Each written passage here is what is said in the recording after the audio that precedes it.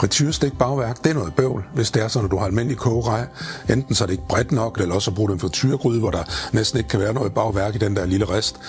Med stove, der er det nemt, fordi du kan bruge din store pande, så der er plads til masser af det, og du kan styre temperaturen, og du skal ikke bruge super meget olie, og jeg gør det sådan her. Ingredienserne, der skal bruges, det er helt ordinær bolle eller brøddej. Start med at smelte smøret op i en skål med det. Mælken, ægget, og det er jo de våde ingredienser, så jeg sørger lige for, at de bliver blandet sammen. Sukker, gær, jeg bruger tørgær her, kardemomme. Du kan også bruge almindelig gær, det er ikke noget problem. Mel, og jeg tager det halve mel cirka, fordi så er det nemmere at røre ud. Og hvis du virkelig har lyst, så kan du godt bruge piskeris i den her del af processen, men så er der jo mere opvask. Det sidste mel, og jeg står ikke og bruger lang tid på det her. Jeg sørger lige bare for, at det hele det er blandet godt sammen, og der ikke er alt for meget løs mel. Det gør det bare mere besværligt og ælte det til sidst.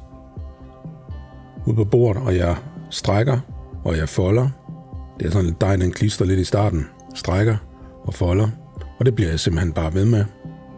Indtil dejen den begynder at hænge godt sammen, og så kan jeg holde lidt imod med den anden hånd, den jeg ikke strækker og folder med. Og til sidst så ruller jeg det lige sammen, samler det sidste mel op fra bordet, folder det ind i sig selv nedefra, så jeg strækker overfladen en lille smule. Nu har jeg den her pande, jeg har brugt til at smelte smøret i. Så kan jeg lige vælte det rundt i den, så det bliver fedtet på overfladen. Så når det hæver, så sidder det ikke så meget fast i glasset. En time skal det hæve cirka til dobbelt størrelse.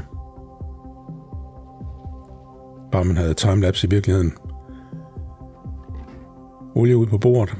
Det er simpelthen for at undgå at få mere mel i dejen. Hvis dejen den hænger lidt fast, så kommer man jo typisk mere mel på. Her der er det bedre med olie, fordi de skal jo alligevel frityresteges.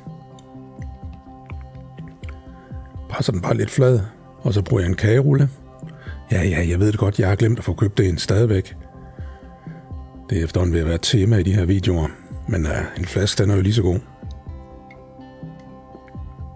I hvert fald til det her. Jeg har købt nogle udstikkeringe til det. Med en eller anden årsag, så kunne jeg kun få sådan nogle her med riller, men jeg vælger nogle, der har cirka samme størrelse som donut. Den største, og så et, hvad der ligner et donuthul. Så jeg bruger bagsiden, så jeg ikke får de her hakkede riller. Og så laver jeg simpelthen så mange ringe, som jeg overhovedet kan. Og udstikker donuthullerne. Dem gemmer jeg til senere. Nu skal jeg så flytte det over på noget bagepapir, hvor det skal stå og hæve en halv times tid. Og der fylder jeg dem med hullerne, fordi jeg synes, det er lidt nemmere at beholde formen. Og det her, det vil sikkert også ske for dig, at du lige trækker, og så sidder den fast i stedet. Du kan selvfølgelig stå med en kniv, eller med en paletkniv, eller hvad du har lyst til. Men det er altså nemmest lige at sætte ringen på, og så skære den helt over. Det kan du godt, som regel godt gøre, uden at ødelægge det. Sådan.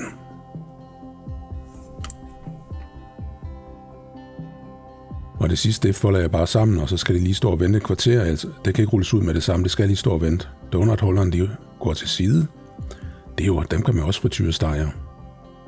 Det hedder det ikke, det hedder koge. Ligesom i kleiner. Og jeg bruger lige en halv liter olie, sådan solsikkerkerneolie, bruger jeg her smagsløs olie. 190 grader.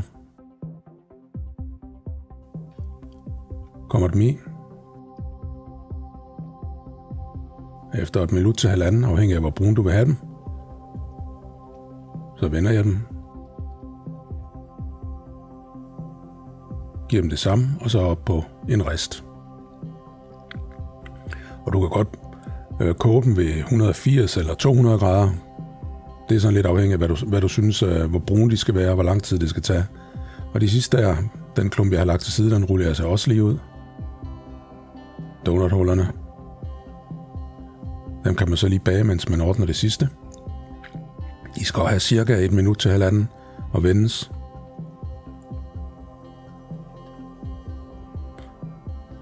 Ja, det er jo lidt ironisk at kalde noget, der er noget for et hul, men hvad kan jeg sige?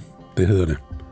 Man kan ikke bare komme kanel på den her måde, så sidder det ikke fast. Man er nødt til at komme dem op i og rulle dem rundt. Og jeg plejer at lave sådan noget kanelsukker på den her måde, så lave det først, fordi så kan jeg stå og spise det, mens jeg kommer glasur på donutsringene.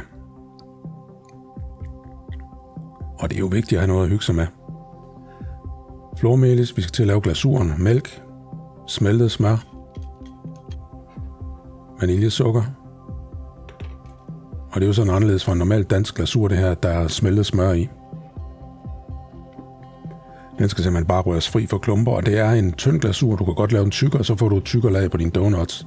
Men traditionelt, så er den relativt tynd.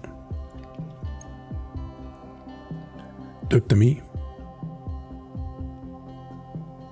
Lad dem dryppe af, ellers har du ikke glasur nok til alle sammen. Og så på resten, sådan at de kan ligge og glasuren kan fordele sig jævnt. Og hvis du har noget krymmel, så kan du komme det på. Det kan også være chokoladekrymmel eller nøddestykker, eller hvad du nu har lyst til at pynte. Og så er det bare at spise. Og du behøver ikke kalde på familien, når du har lavet dem her. De skal nok stå og være klar. Så det skal du prøve.